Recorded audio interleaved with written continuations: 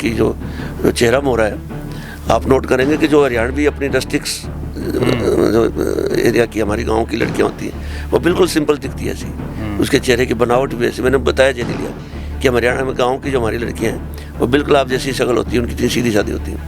Secondly, जहाँ तक जेनेलिया का जिस परिवार से संबंध है वो महाराष्ट्र का बहुत बड़ा पॉलिटिकल फैमिली है, जहाँ शादी हुई है। हाँ, जो रितेश देशमुख, विलासराव देशमुख साहब जो एक्स सीएम रहे, और पॉलिटिकली बहुत बड़ी फैमिली है वो, राइट।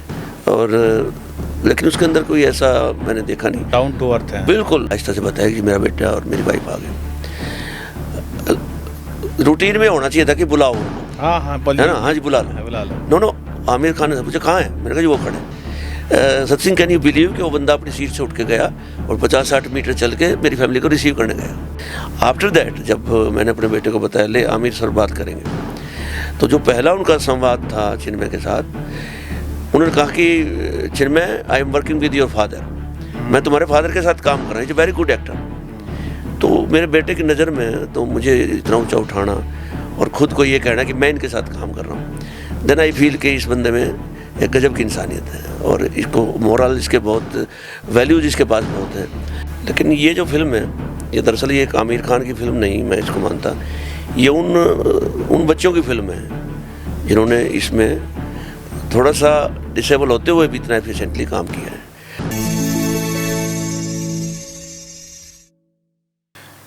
नमस्कार, मेरा नाम है सत सिंह, दी हरियाणा टॉक्स में आपका स्वागत है। आज हमारे मेहमान जो हैं वो हरियाणा के कलाकार हैं, लेकिन बॉलीवुड की जो आमिर खान की मूवी आई है सितारे ज़मीन पर, उसके अंदर इन्होंने एक ऐसा काम किया है कि उस कैरेक्टर की जम कर के तारीफ़ हो रही है। हालांकि आमिर खान सुपरस्टार के साथ ये इनकी दूसरी फिल्म है, इन्होंने दंगल में भी काम किया है, उसकी भी काफ़ी चर्चा हुई थी, लेकिन इस बार जो काम किया है और जो फिल्म आई है वो फिल्म ऐसी है कि साथ में एक मैसेज भी लेके आई है। डॉक्टर जगबीर राठी साहब हमारे मित्र भी हैं, बड़े कलाकार हैं, लिखते भी हैं, फिल्में भी बनाते हैं और अभी महर्षि दयानंद यूनिवर्सिटी से एज ए डायरेक्टर रिटायर भी हुए हैं। डॉक्टर साहब, आपका बहुत बहुत स्वागत है। बहुत बहुत धन्यवाद। और मैं सभी दर्शकों का इस पॉडकास्ट की इस टीम की तरफ से और धन्यवाद भी करता हूं कि आप लोग मुझे सुनने आए। Thank you. तो डॉक्टर साहब, सबसे पहले वो बात करेंगे जिसकी पूरी दुनिया में और देश में और हरियाणा में धूम मची हुई है, सितारे ज़मीन पर। ये जो फिल्म है, आमिर खान की फिल्में वैसे जब भी आती हैं तो एक मैसेज ज़रूर लेके आती हैं, लेकिन ये फिल्म ऐसी है जो मैंने खुद भी देखी है और एक ऐसा सोशल मैसेज लेके आई जो शायद जो भी कोई देखेगा एक बार तो कहेगा कि भाई बहुत ही अच्छा मैसेज है। सचिन भाई, आई एम एनफ लकी कि मैं इस बड़े प्रोजेक्ट का पार्ट हूँ और सच में ये फिल्म कई मायने में हमें जीना सिखाती है। और आजकल फिल्म इंडस्ट्री की बात करूं तो जो भी OTT पे हम देख रहे हैं या जो भी चल रहा है उसमें वायलेंस और न्यूडिटी, इस प्रकार के एलिमेंट्स से लोग अपनी फिल्मों से पैसा कमा रहे हैं। लेकिन ये जो फिल्म है ये दरअसल ये एक आमिर खान की फिल्म नहीं, मैं इसको मानता, ये उन बच्चों की फिल्म है जिन्होंने इसमें थोड़ा सा डिसेबल होते हुए भी इतना एफिशिएंटली काम किया है। तो वैसी फिल्म का पार्ट होना और इतने बड़े मैसेज के साथ ही दुनिया भर में इसकी तारीफ हुई है। और जब आप किसी अच्छे जहाज़ में सवार होते हैं तो किनारा तय है और आपको अच्छा लगता है सफ़र करना। डॉक्टर साहब, बिल्कुल सही कहा आपने। लोगों को थिएटर तक ले जाने वाले आमिर खान हो सकते हैं, लेकिन जब वो थिएटर छोड़ते हैं ना तो उन बच्चों को साथ मन में उनकी भावनाओं को लेकर के उस फिल्म में जितने भी कैरेक्टर हैं, चाहे वो आप हो, आमिर खान हो, डिसूजा हो, जेनेलिया डिसूजा हो, वो बच्चे हों, सरदार जी हों, सबको ना साथ लेके जाते हैं। हाँ, सबको साथ लेके जाते हैं। और जो मैंने महसूस किया, क्योंकि मैं भी थिएटर में ही फिल्म देखने गया था अपनी फैमिली के साथ, और उसके बाद जो थिएटर से वो लोग निकल के आते हैं वो एक तरह से भाव विभोर स्थिति में होते हैं। उनके चेहरे पे स्पष्ट दिखता है कि एक अच्छी फिल्म देखने की खुशी है, साथ साथ उनके चेहरे पे दिखता है कि एक बहुत बड़ा थॉट लेके हम सोसाइटी में जा रहे हैं। तो मुझे लगता है कि फ़िल्म मेकिंग का सही पर्पज़ तो यही होना चाहिए कि जो दर्शक को मजबूर कर दे सोचने के लिए कि हम क्या कर रहे हैं और क्या होना चाहिए, इसके बीच का डिफरेंस जो फिल्म बताए वो फिल्म अच्छी है। तो डॉक्टर साहब, सितारे ज़मीं की शूटिंग कब हुई थी? आपको ये रोल कैसे लैंड हुआ? कितने दिन आपने शूट पर गए? कहाँ शूट हुई? बहुत सारे सवाल हैं। जी, आमिर खान सर की फिल्म में मैंने दंगल में काम किया था और उसके बाद से उसका मेरा थोड़ा सा कम्युनिकेशन रहा है। किसी खास मौके पे उनको विश करना है या कभी कोई अपनी अचीवमेंट उनको बतानी, तो एक हल्का सा इंटरेक्शन रहा है। और लकीली ये वो व्यक्ति हैं जिन्होंने स्टारडम को या उस एटीट्यूड को साथ में कभी ढोया नहीं। दंगल के समय भी, उस समय जब मेरा बेटा छोटा था, तो he had been fan of Aamir Khan since Ghajini. तो वो गजनी की तरह कई बार एक्ट भी करता था, जैसे वो शर्ट पहनने का तरीका या चुन्नी डालने का, छोटा बच्चा था। तो वहाँ जब दंगल की शूटिंग हुई तो मैंने आमिर खान को बताया, जी मेरा बेटा इस तरह आपके गजनी के रोल से बड़ा प्रभावित है और इस तरह एक्ट करके दिखाता है। देन आई आस्क के क्या शूटिंग के बाद जब हमारी शूटिंग कंप्लीट हो गई, ये लुधियाना की बात है, पंजाब में शूटिंग हुई थी। Then I ask Aamir Khan के क्या आप मेरे बेटे से बात करोगे? ही हैप्पीली एग्रीड, कहते हाँ मैं बात करूँगा। यहाँ तक बात ठीक है, कोई भी स्टार या कोई फिल्मकार या कलाकार बात कर सकता है। आफ्टर दैट जब मैंने अपने बेटे को बताया ले आमिर सर बात करेंगे, तो जो पहला उनका संवाद था चिन्मय के साथ, उन्होंने कहा कि Chinmay I am working with your father, मैं तुम्हारे फादर के साथ काम कर रहा हूँ, is a very good actor. तो मेरे बेटे की नज़र में तो मुझे इतना ऊंचा उठाना और ख़ुद को ये कहना कि मैं इनके साथ काम कर रहा हूँ, देन आई फील कि इस बंदे में एक गजब की इंसानियत है और इसको मोरल, इसके बहुत वैल्यूज इसके पास बहुत हैं। और सेम हैपेंड विद सितारे ज़मीं पर। इसका एक शेड्यूल मुंबई हुआ था, जो होटल के सीन है मुंबई में थे, और बाद में जो जेनेलिया और आमिर खान सर के साथ सीन है वो मेरे हुए थे दिल्ली में। ये जो लोधी रोड है या लोधी एस्टेट है, कुछ ऐसी जगह है, मैं ठीक से नाम याद नहीं कर पा रहा हूँ। वहाँ एक बंगाली स्वीट्स का पूरा एक शोरूम अंगेज किया हुआ था उस दिन, वो पूरी मार्केट है, तो वहाँ ये हुआ था। तो 18 मई की शूटिंग थी लास्ट ईयर, वो 2024 में ये शूटिंग हुई थी, 18 मई 2024 को, और उसी दिन मेरी मैरिज एनिवर्सरी होती है। अच्छा। तो जब हम सुबह टेबल पर इकट्ठा हुए, तो क्योंकि थोड़ी देर बाद फैमिलियर हो ही जाते हैं, उन्होंने भी आइडेंटिफाई किया कि हम दंगल में साथ थे, तो इधर उधर की बात होते होते मैंने बात में बताया कि आज मेरी मैरिज एनिवर्सरी है। तब आमिर साहब ने कहा कि आप अपने फैमिली को बुलाइए, आज आपकी एनिवर्सरी का केक यहीं काटेंगे हम लोग। अच्छा। तो मुझे लगा कि this is big thing for me, और फिर मैंने घर फ़ोन किया, तो मेरा बेटा चिन्मय और प्रीति दोनों आए।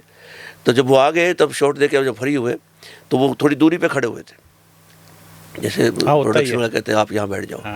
तब मैंने शिखर धवन, जेनेलिया, आमिर और हम साथ चेयर्स पे बैठे थे, तब मैंने आहिस्ता से बताया कि मेरा बेटा और मेरी वाइफ आ गए। रूटीन में होना चाहिए था कि बुलाओ उनको, है ना, हाँ जी बुला लो। नो आमिर खान ने पूछा कहाँ है, मैंने कहा जी वो खड़े। सत्सिंग, कैन यू बिलीव कि वो बंदा अपनी सीट से उठ के गया और 50-60 मीटर चल के मेरी फैमिली को रिसीव करने गया। तो वो अंदर से बहुत बड़ा आदमी है, और जो अंदर से जिसकी नीयत बड़ी होती है ना, उसी से बड़े काम होते हैं। ये काम एक रूटीन के एक्टर के बस की बात नहीं है। भगवान की भी एक अलग से ना अनुशंसा रहती है ऐसे व्यक्तियों पर जो समाज के लिए अच्छा करना चाह रहे हैं। और इस फिल्म में देखिए आप, इन्होंने 12 बच्चों को, कि इनके कैरेक्टर्स को कहीं डिग्रेड नहीं किया। वो कितनी बार आमिर को कभी गधा कहते हैं, कभी ये कहते हैं कौन बेवकूफ़ है, या ये टी शर्ट किस गधे ने दी है। वो गुलशन अरोड़ा के कैरेक्टर को डाउन करते हैं, लेकिन आमिर खान के चेहरे पे आपने देखो कितनी सहज ढंग से उन्होंने उस सेटायर को अपने अंदर संभाल लिया। अदरवाइज लोग स्क्रिप्ट बदल देते हैं। जो बड़ा आर्टिस्ट होता है, बड़ा स्टार होता है, और उसको लगता है कि कहीं ना कहीं डायलॉग्स मुझे डिमीन कर रहे हैं, तो वो चेंज कर देते हैं।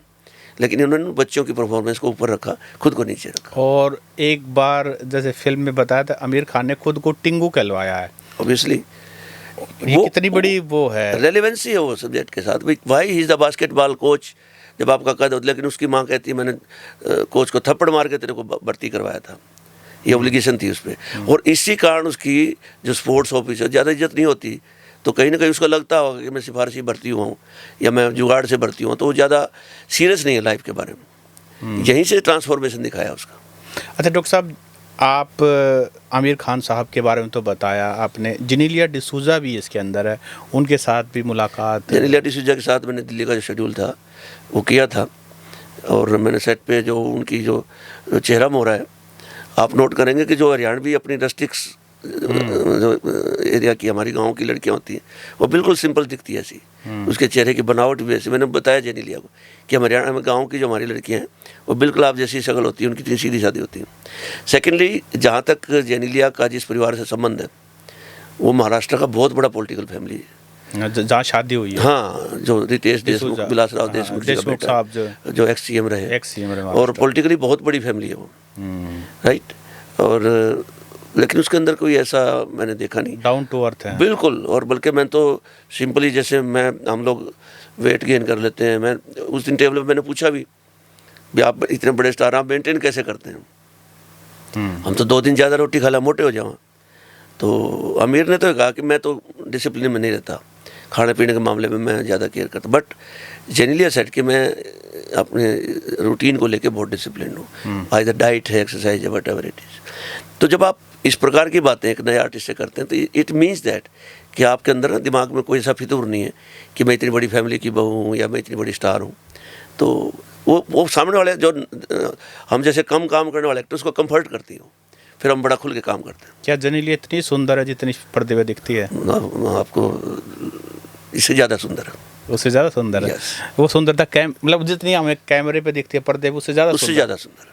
आप दिल की सुंदरता की बात कर रहे हैं? दोनों तरीके से। अच्छा, देखने में बहुत फोटोजेनिक, बहुत ही शानदार, अच्छी अपीयरेंस है, वेल बिहेव्ड है, और उनके साथ जितने भी पल मैं टेबल पे बैठ के शूट किया मेरे को बहुत अच्छा लगा।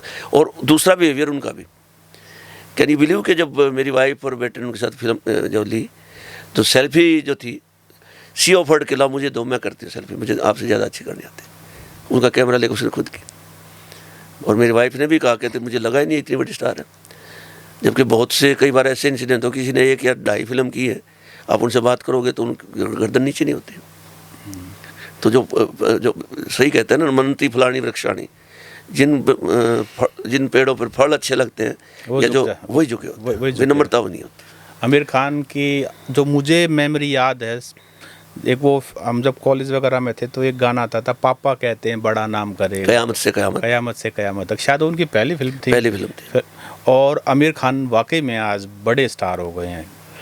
उसकी एक आदत अभी भी नहीं बदली। कयामत से कयामत तक जब रिलीज हुई तो वो खुद बम्बई के ऑटो में ना अपने पोस्टर चिपकाए थे उन्होंने। अच्छा, मतलब ये प्रमोशन।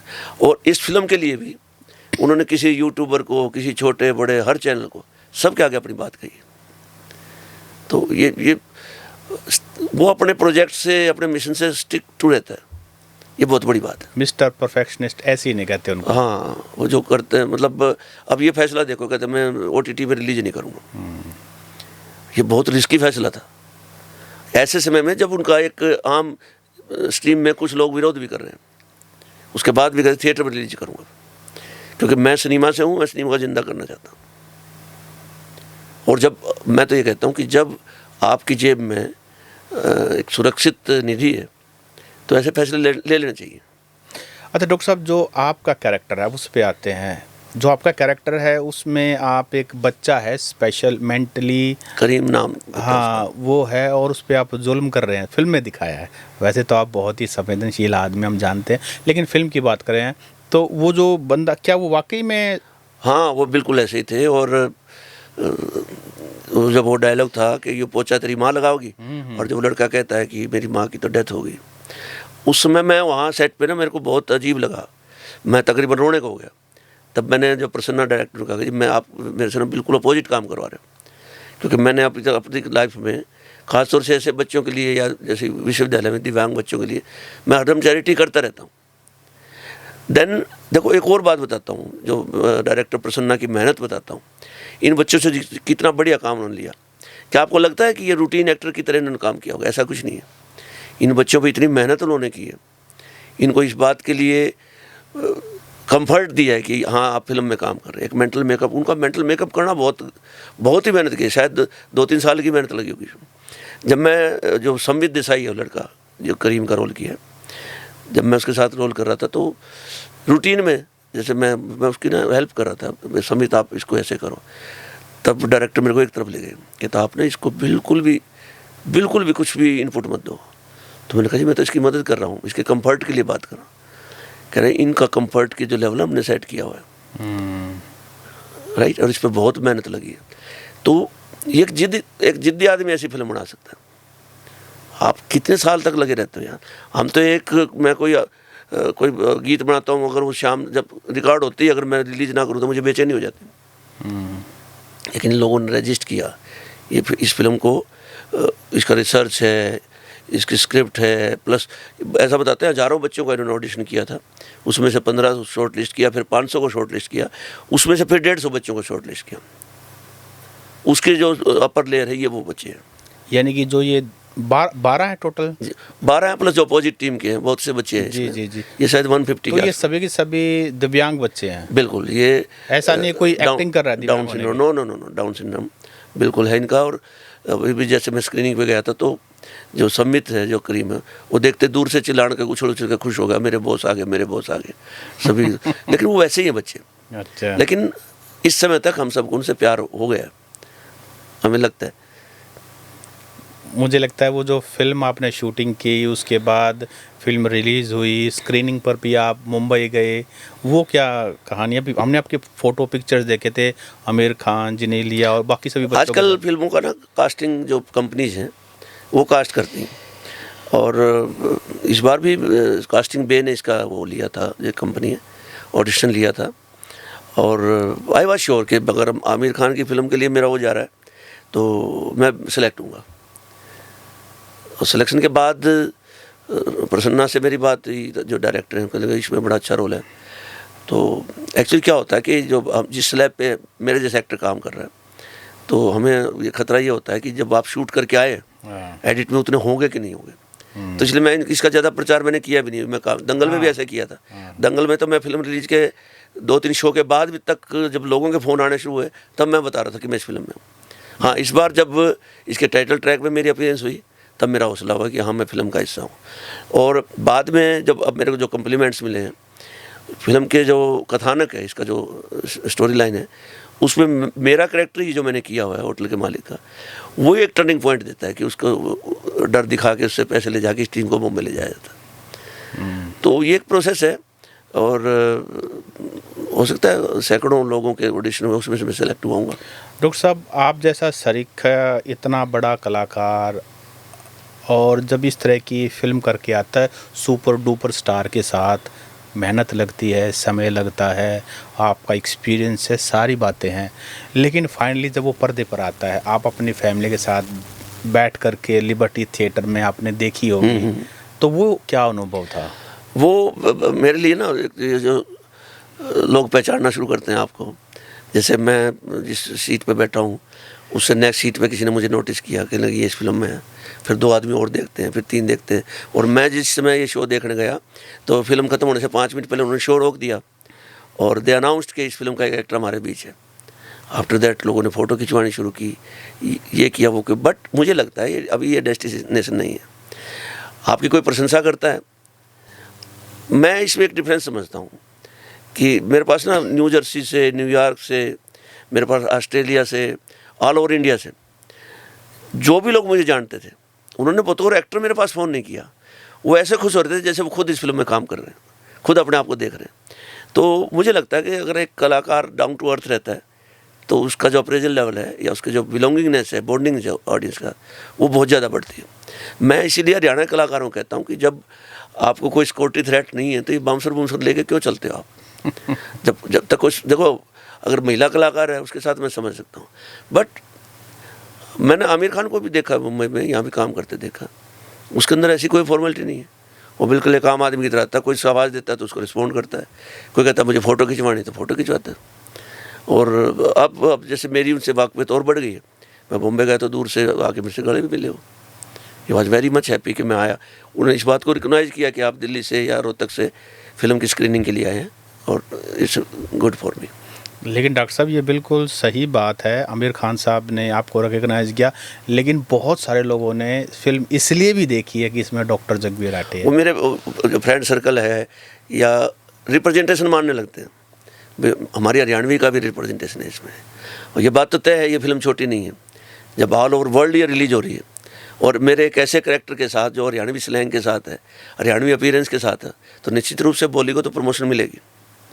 तो मुझे लगता है ये बहुत अच्छा काम हुआ। डॉक्टर साहब, दंगल वाला जो कैरेक्टर आपने किया था, कुर्सी पे बैठे हुए आप, इसमें आपका कैरेक्टर जो है, एक जो पार्ट है मेन, वो भी कुर्सी पर बैठ करके और मतलब आप संवाद कर रहे हो। इसका स्टोरी में जो एग्जिस्टेंस है ना इस कैरेक्टर का, वो दंगल वाले इससे ज़्यादा है, क्योंकि ये एक स्टोरी का बहुत एक्सपोर्टिंग और डेविएशन मिलती है इसको, और उम्मीद जगती है आगे जब आपका काम अप्रिशिएट होता है।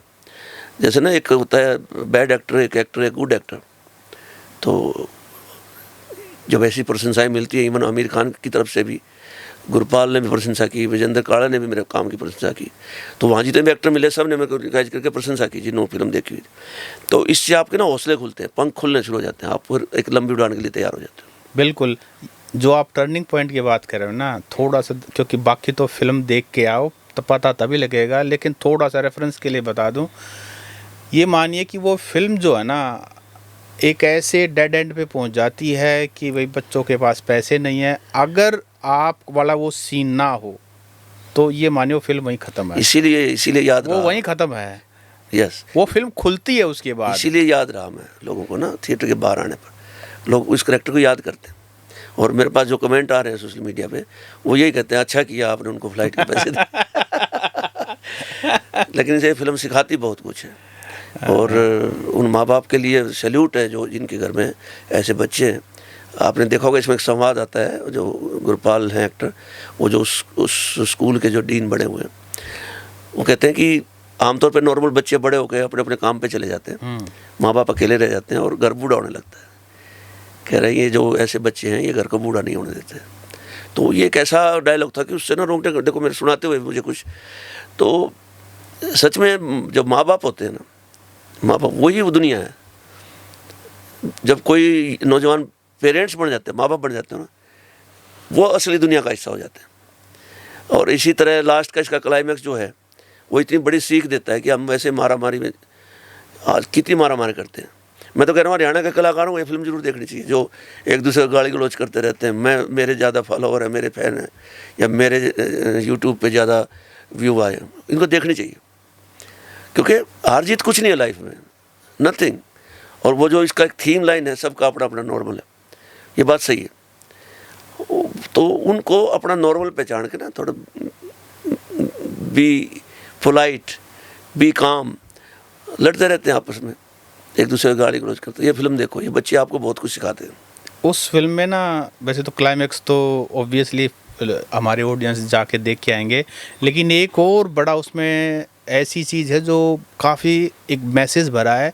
जब आमिर खान की माँ जो है, वो जो घर का बावर्ची है, उसके साथ शादी करती है। देखो उसमें मजाक में, कॉमेडी सीन में, जब जेनेलिया कहती है कि बस करो यार, वो तुम्हारी मम्मी है, उनकी भी अपनी लाइफ होती है, तो आमिर खान झट से कहता है मम्मी की कोई लाइफ नहीं होती। हाँ, ये बात बड़े सहज ढंग से स्लिप करती है, बट कोई ना कोई इसको कलेक्ट जरूर करके ले जाता हो।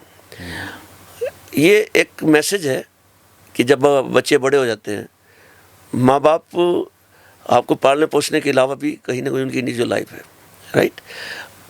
अगर उन्होंने कोई इनडिसिप्लिन्ड एक्ट किया है, जैसे इस फिल्म की सिचुएशन है कि उसके फादर उसको छोड़ के चले जाते हैं, आफ्टर दैट ये बच्चे अपनी माँ के साथ रहते नहीं हैं, कोई ऐसा कंपेनियन उसके साथ है और एक ऑनेस्ट रिलेशन में है,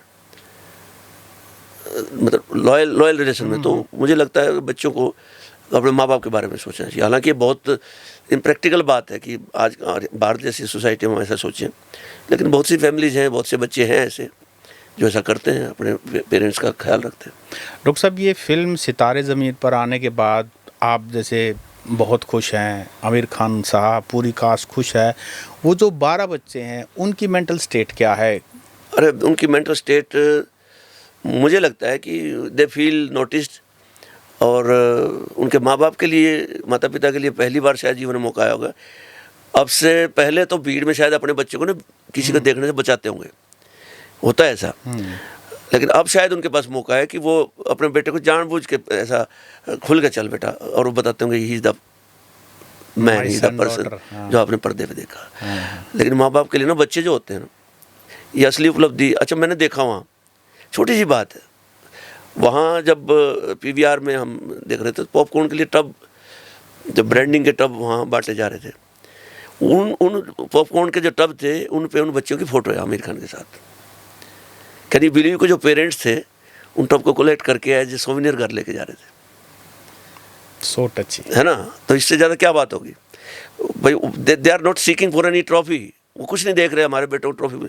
वो जो टब हैं जिन पे उन बच्चों के फ़ोटो हैं, माँ बाप उनको कलेक्ट करके कोई 5 लिए हुए, कोई 7 लिए हुए, सब कलेक्ट करके घर ले जा रहे थे उसको। और अभी राष्ट्रपति जी के साथ भी आमिर खान साहब और उसमें वो बाकी सभी बच्चे भी हैं, पूरी टीम। बिल्कुल, मैं ये कहता हूँ कि सोसाइटी में अगर थोड़ी सी भी सेंसिटिविटी है तो ये फिल्म उसको जगाती है। मैं अपने जीवन की घटना मैंने पीछे सोशल मीडिया पे डाला था। मैं जैसे स्टेज पे हम कॉमेडी करते रहते हैं, हंसाते रहते हैं लोगों को। बहुत साल पहले की बात है, शायद 15 साल पहले की। मैं मधुबन गया था, जो अपने वीएन राय जी उस समय वहाँ एडीजीपी थे वहाँ। तो जो ट्रेनीज थे, रंग रूट थे, उनके लिए मैं एक लाफ्टर का प्रोग्राम मैं करके आया था। तो मैंने 1.5 घंटा उनको बहुत हंसाया, लेकिन बीच में मैंने कुछ ऐसे चुटकुले सुनाए जिनमें अकलों का जिक्र था, अटक अटक के बोलते हैं। बाद में वीएन राय जी ने मेरे को ये कहा कि आपके पास इतना कुछ है कि आप 2 घंटे और हंसा सकते हैं, लेकिन आप किसी की डिसेबिलिटी पे मत हंसें, उनको मजाक का पात्र मत बनाएं। और ये सीख मुझे उस दिन मिली थी। मैंने उस दिन के बाद कभी भी मंच पे डिसेबल्ड पर कोई चुटकुला, कोई बात नहीं कही है। आपने डिसेबिलिटी की बात की, एक और मैं, आपने तो कभी कैमरे के सामने इसका जिक्र नहीं किया, मुझे याद है क्योंकि मैंने इंट्रोडक्शन में कहा कि आप हमारे मित्र भी हैं, हम मित्र भी हैं। मुझे याद है कि आज से शायद 6 महीने साल पहले की बात होगी, आप रिटायर नहीं हुए थे। तो एक दिन आपसे मिलने के लिए हम आ रहे थे। एक ऐसा दिव्यांग बड़ा, शायद वो कॉलेज में होगा, और जिनके पैर नहीं थे, वो नीचे वेट कर, उन्होंने फ़ोन आपको किया, आप फर्स्ट फ्लोर से उतर के आए और आपने कुछ उनको राशि उनको दी। तो बाद में हमें उसका आइडिया हुआ कि आप अपनी तरफ से मदद करते हैं कि भाई इस तरह के बच्चे भी ज़रूरतमंद होते हैं, ये भी आगे पढ़ सकें या वो करें। नहीं, मेरे साथ हुआ है कई बार ऐसे। वो उसका नाम तो खैर मैं अब नहीं लूँगा। वो स्कॉलर है, is a very intelligent student, वो सिंसियर है, वो पढ़ना चाहता है। तो कई बार होती है मजबूरियाँ कि नहीं होते पैसे आपकी जेब में।